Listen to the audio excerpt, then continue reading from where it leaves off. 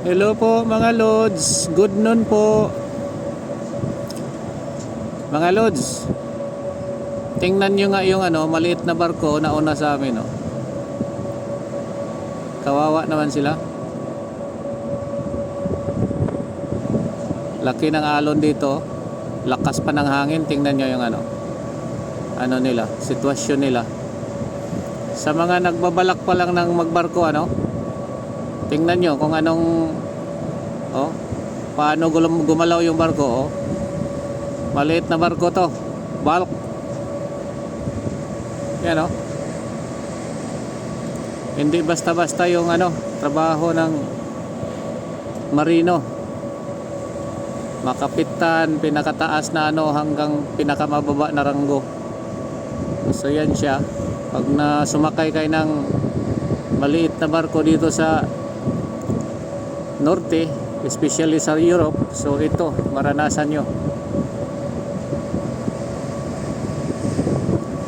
Kahit nga yung sinakyan namin ngayon malaki man, pero kaya pa ring alugin ng alon, hangin,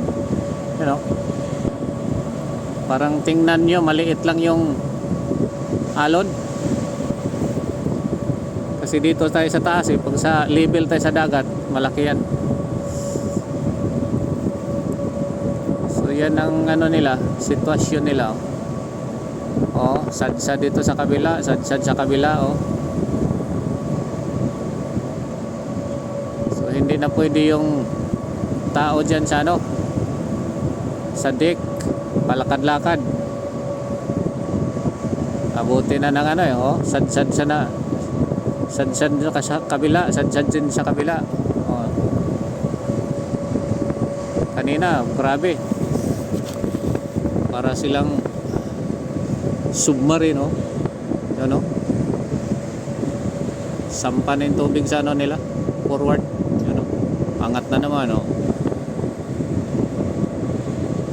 halos kalibil na sa sa tubig.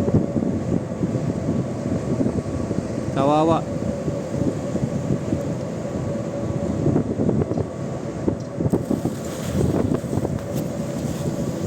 So yung pa lang dyan, babalak na magbabarko, siguraduhin nyo na hindi kayo sumakay sa maliit.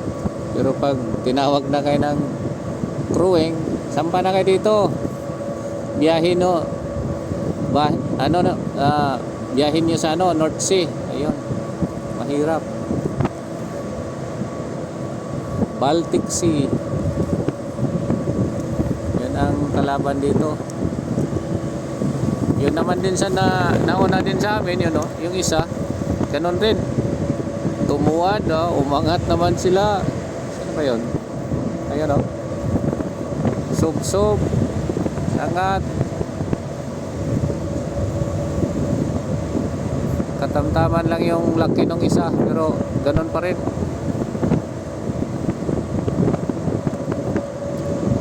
Sa amin hindi pa gaano, malaking mga alon pa yung